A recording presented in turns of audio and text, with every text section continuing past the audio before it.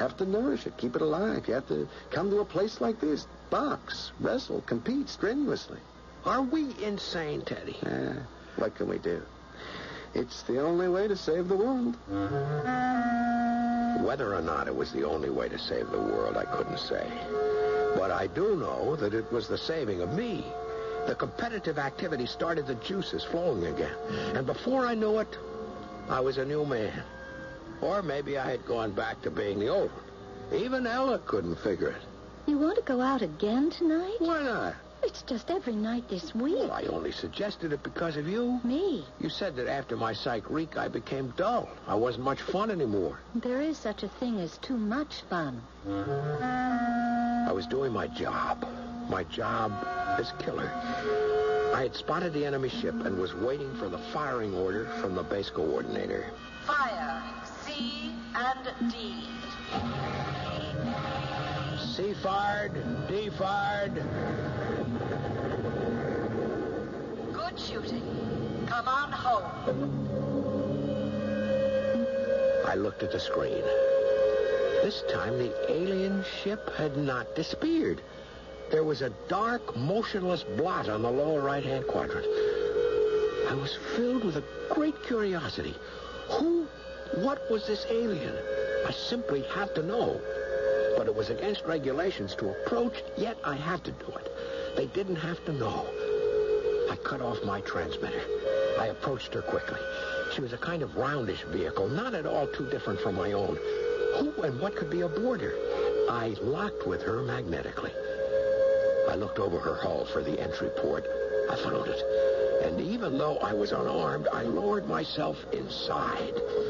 There was a twisted look to everything, a feeling of death. Then I saw him.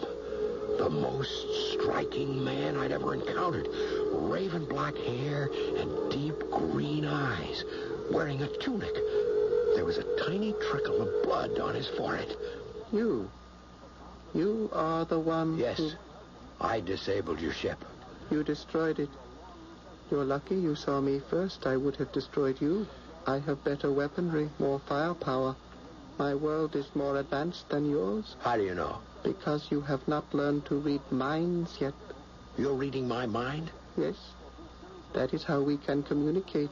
You're bleeding. Let me help you. You cannot. I'm helping myself. How? Your missile did a great deal of damage. Inside me, my body is now trying to repair itself. Oh, I'm sorry. It's the nature of the universe.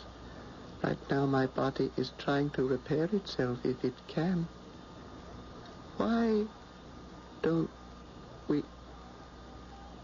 Oh, but it's insane. What is? We should get into your ship and go to my planet and take it over. Take it over? Rule it. Own it. We have the weapons. Submit or we shall blow you out of existence.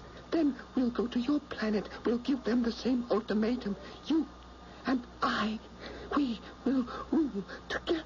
Oh. We, you and I, we do the work. The dirty work. Why shouldn't we? My body, it isn't repairing. I'm dying.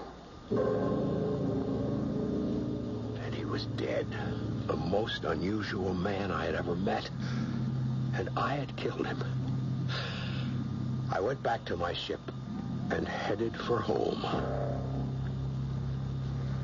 And so, in recognition of your devotion to duty and your splendid performance, not just as a pilot, but as a dedicated member of the Anti-Aggression Society, I'm honored to present you with the Medal of Perfection.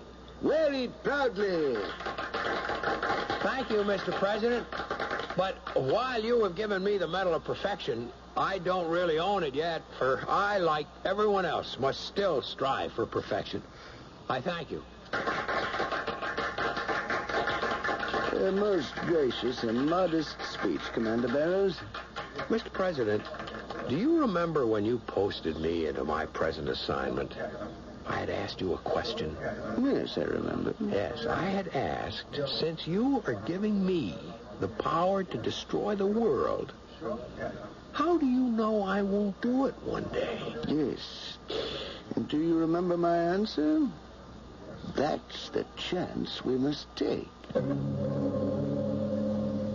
None of us really knows the answer. Not yet. This unknown, magnificent man I murdered, he didn't know the answer either. He came to a certain conclusion after how much disillusion and frustration. And am I getting there too? When he had suggested to me that we take over both worlds, I recall now that I didn't automatically and instinctively turn it down. Is it possible that I will actually do it one day? I don't know. I honestly don't know.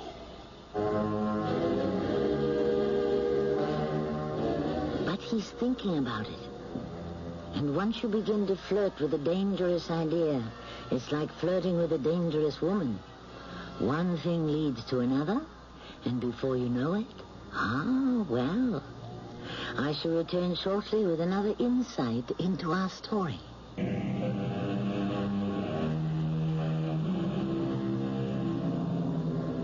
Throughout history, peoples, nations have turned to so-called strong men and said, protect us from our enemies within and our enemies without. Throughout history, all the stories have had the same dismal endings. People discovered after it was too late that they had only invited the fox to guard the hen house. Our cast included Mason Adams, Russell Horton, and Carol Teitel. The entire production was under the direction of Hyman Brown. Hello, my name is Dick Brescia, and I'm the Senior Vice President for the CBS Radio Networks. For the past 9 years, we've been pleased to have been part of helping bring drama back to radio in the form of the CBS Radio Mystery Theater. The man most responsible is with us. He's producer-director Hyman Brown.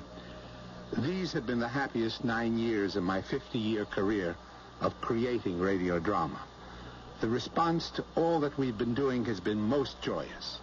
The theater of the imagination once again became a vital part of all that radio is and can be. Unhappily, this broadcast marks the end of the CBS Radio Mystery Theater as part of the network's schedule. After 3,000 broadcasts, we hope we leave you with many fond memories. I want to say thank you to you, our listeners, to CBS and the station you're listening to for the support and encouragement. And most of all, to the hundreds of talented writers, actors, and technicians who've helped stretch our imaginations. I hasten to assure you that although this series draws its final curtain, radio drama lives. Until we meet again, and we will, thank you. Good night. Pleasant dreams.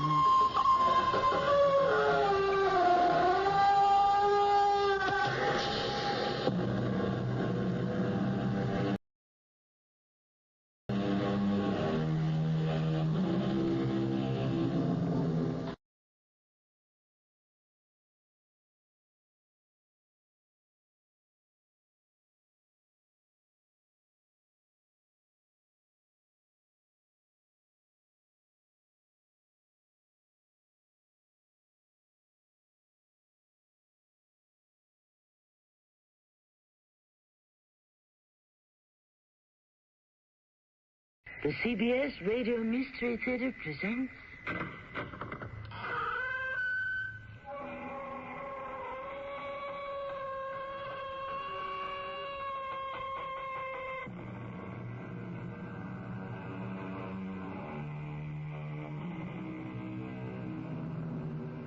Come in. Welcome. I'm Tammy Grimes. I wish there was another way of saying what I'm about to say, but I can't think of it right now. What I want to say is I just love the mysteriousness of the Mystery Theater. Things one can't really explain, like things that go bump in the night. Know what I mean? All right. Some people prefer murder and mayhem, but I like to be scared, which is what today's story does to me, and I hope will do to you. Jarvis, do you hear something? A cry of some kind. There it is again. Do you hear that? Yes, Colonel, I can feel it. Who's there? Who is it? Colonel, something cold is creeping over me, sir. It's into my hair, and now it's gone down to my feet, sir. I can't move. I can't move.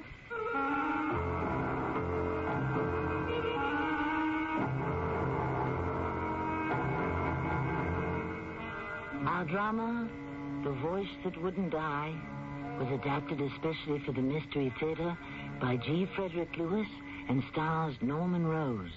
I shall return shortly with Act One.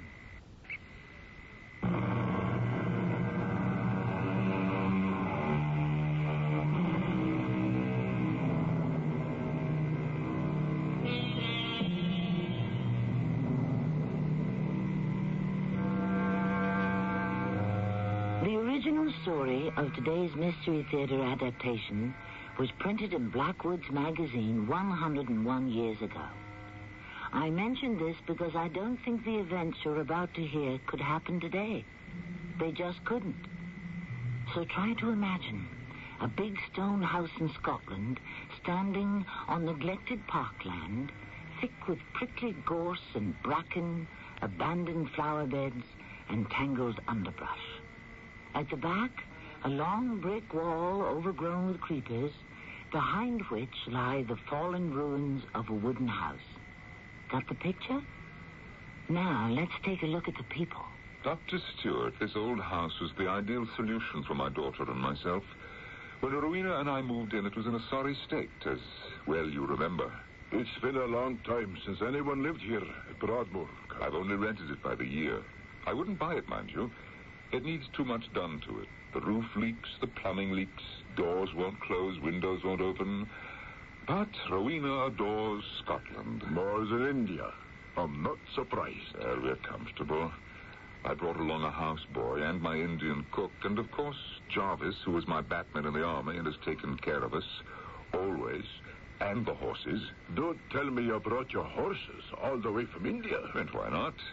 And they're taking to Scotland as well as they did to Simla. I've never heard of such a thing. After my wife died, I realized Rowena needed some link with her old life, and since she's been riding from the time she was 6, I felt it was worth the trouble and expense to bring our horses to Scotland. A little more brandy, Doctor, please.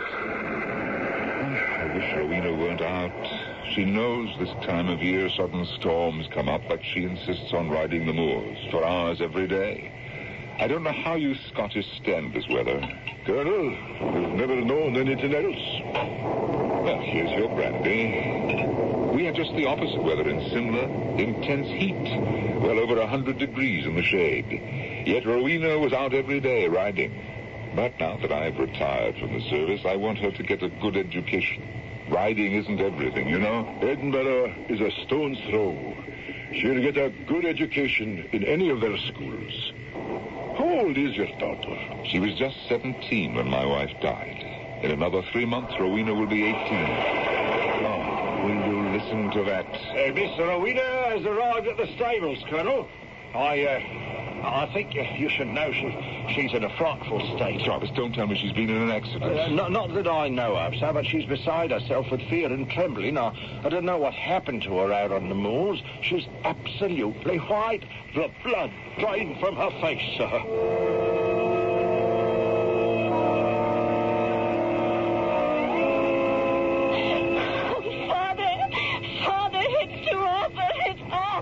Come, child, you're shaking all over. I was riding a hurricane, and it started to rain. And instead of taking the usual path, I cut through the back, between the brick wall and those old ruins, the dower house. Doctor, she's fainted. I have some medication in my bag. Can you carry her up to her room? Of course, yes. I'll just fetch my bag and follow you upstairs. The first room on the right. Rowena, Oh, good Lord, same thing has happened to your mother. She heard something one night. Oh, child, wake up, please. I'm awake, Father. What did Mother hear? Was it just before she died? I didn't realize you could hear me. Now, come along, let's stand up. There we are. No, I want to know, Father. And I want you to go upstairs. You've had enough excitement for one day. We have plenty of time to talk about your mother. You never told me why she died, Father. Rowena, I never really knew. They said it was a disease peculiar to India. But it did seem to begin after she'd had some kind of shock. But she never lived to tell me what it was. Is your daughter back? Oh, I thought you were going to take her upstairs. Oh, I can go up alone.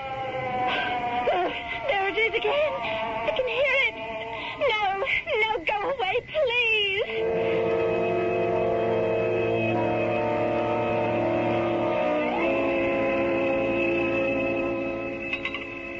It was good of you to stay on, Doctor. I hope the supper was adequate. I was wondering if I shouldn't have one more look at your daughter. She was sleeping soundly before we came to the table. Good. Then I shan't bother her. What I gave her to drink should give her a good night's rest. Have you any idea what could have caused such a violent outburst? I heard no more than you did. Something that happened while she was out riding.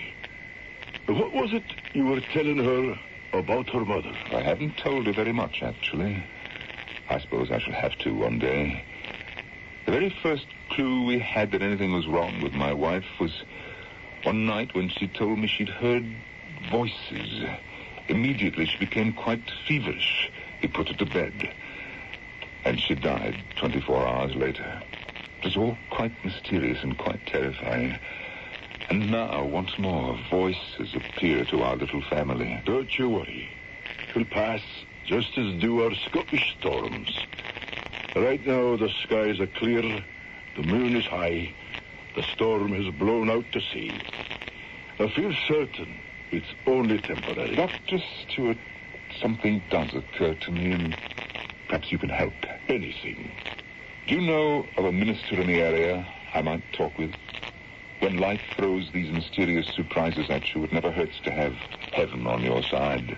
The Reverend Moncrief lives quite near me. If he's still awake, I will stop by tonight. He is quite old, but I'll try to persuade him to pay you a visit and perhaps speak to your daughter. He's a most reassuring individual. Thank you. I would say at this moment, both Rowena and I need all the comfort and spiritual help we can get.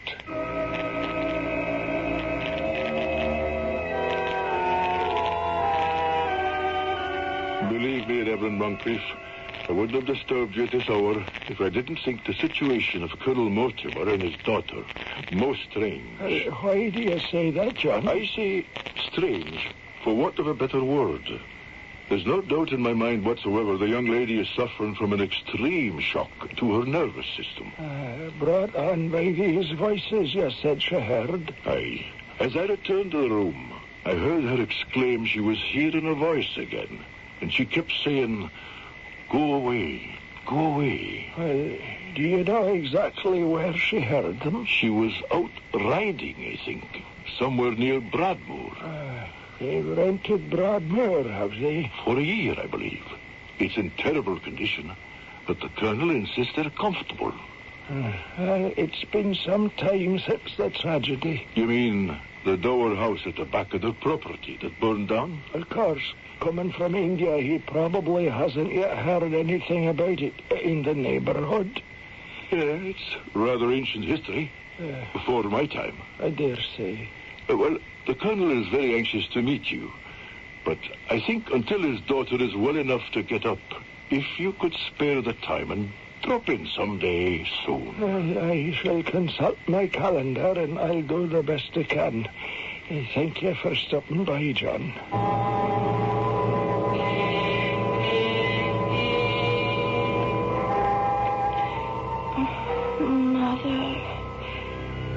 Mother, let me in. Please. Mother, let me in. Rowena, what? Oh, Mother, please. Oh, Rowena, child, wake up. You're having a nightmare.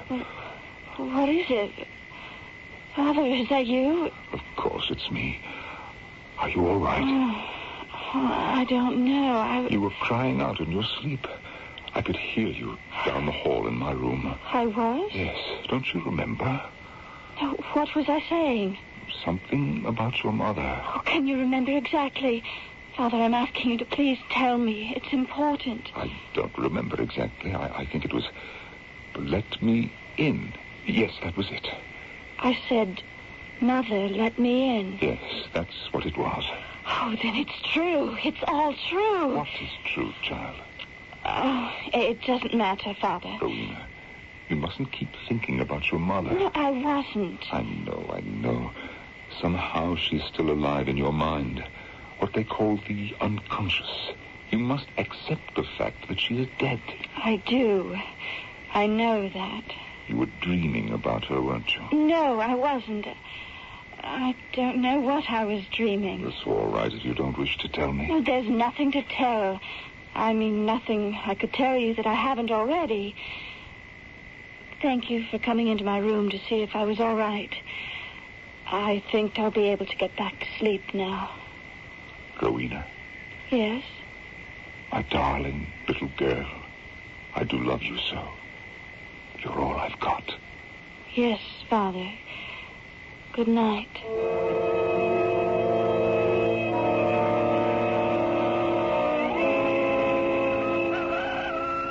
Well, top of the morning to you, Colonel, sir. You're up early, sir. Good morning, Jarvis. I didn't sleep that well. Well, I'm sorry to hear that, sir. Jarvis, I've come by the stables to have a look at my daughter's horse, Hurricane. I'm glad you have, Colonel, sir. Tell the truth, after yesterday, I don't think he'll be much good for riding. What happened? Lamed? Let me see. This way, Colonel, sir. I've had to move him from his usual stall to the one at the end. You did? Yes, sir. When Mr. Rowena brought him in that storm, remember, sir? He kicked up such a row, I thought he'd start a stable ride, I did. There he is, Hurricane. Look at him. My Lord. How are you, Hurricane, old boy? That's a good fellow. Settle down now. Jarvis. His eyes. Yes, you'll see the fear in them right off, don't you, sir? And it's a good 12 hours since Miss Rowena brought him back to the stables. Oh, you should have seen him then, trembling like a leaf. I've never seen an horse throw a fit like that in my life. The fear is still in his eyes, no question. This horse, I'm telling you, sir, this horse was acting up like a runaway, as though the devil himself was behind him. He certainly doesn't look like himself. Look out, sir! Look out, stand back! He's kicking at the stall door! I hope it holds. Hurricane! Stop it! Stop it! Stand well back, sir. Stand well back. I think he's gone mad. Run for it, Colonel! I can't handle him!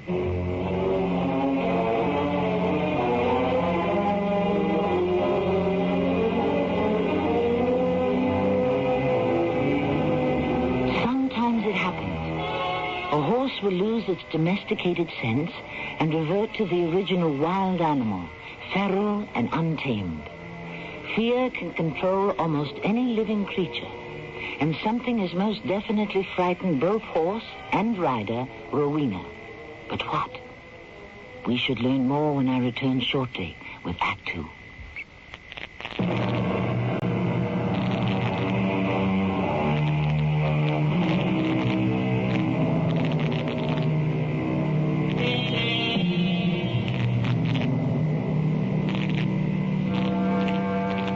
Colonel Henry Mortimer, recently widowed and retired from the British forces in India, has emigrated to Scotland with his daughter Rowena and settled in an old house called Broadmoor, outside of Edinburgh. Last night, Rowena returned from a ride having heard voices, which so frightened her that the local doctor had to attend to her. He is with her now. I'm perfectly all right, Doctor. I wish you'd let me get up out of bed this morning. Please, Miss Mortimer, I cannot take your pulse if you keep moving about and talking. May I ask that you lie still? Rowena, do as the doctor says. He's only trying to help. Thank you, my dear. Colonel, would you step outside the room with me for a moment? May I get up now? May she, Dr. Stewart? I'd like to have a word with your father. and then I will decide. This is so annoying. Girl, your daughter's pulse is too fast for a young lady her age. She appears to be suppressing some form of excitement. Or terror. Possibly. It could also be some Far Eastern disease I am not familiar with that she could have picked up before you left India. The girl is too pale and has a temperature. I recommend she remain quietly until this subsides. For how long? Certainly, another 48 hours. I understand, of course, and thank you again. I'll drop in to see her again tomorrow. Dr. Stewart, is there anything in particular Rowena should or should not eat? Anything she has a mind to, or an appetite for, I would say. Oh, what is the verdict, Father? Will I live or die? Now, Rowena, don't mock Dr. Stewart. Oh, he's examined me everywhere but where the trouble lies. Oh? And where is that? Inside my head. He told me that you'd better remain quiet for a day or two. Father, before you and the doctor came in this morning, I heard Hurricane cry out in the stable. I know that horse. I've ridden him at home in Simla and here on the moors. But hearing that cry of his, he's suffering. I know what you're going to say. Yes, Hurricane is still nervy from your ride last night. But Jarvis has him back in his stall now, and calm down. That's not what I was going to say at all. I was going to say, now will you believe me that what scared me to death was some kind of a disembodied voice? Just one voice, not more? Just one. It seemed to surround me, and then it was also as if it came from under the ground. I see. Can you remember where? Right outside that wrecked old house. The Dower house. Not possibly in your imagination. And hurricanes. That's my point. We both heard it at the same time. And if I hadn't reined him in hard and held on, he'd have pitched me right over his head. Rowena, you said last night the voice said distinguishable words. It did. Let me in. Let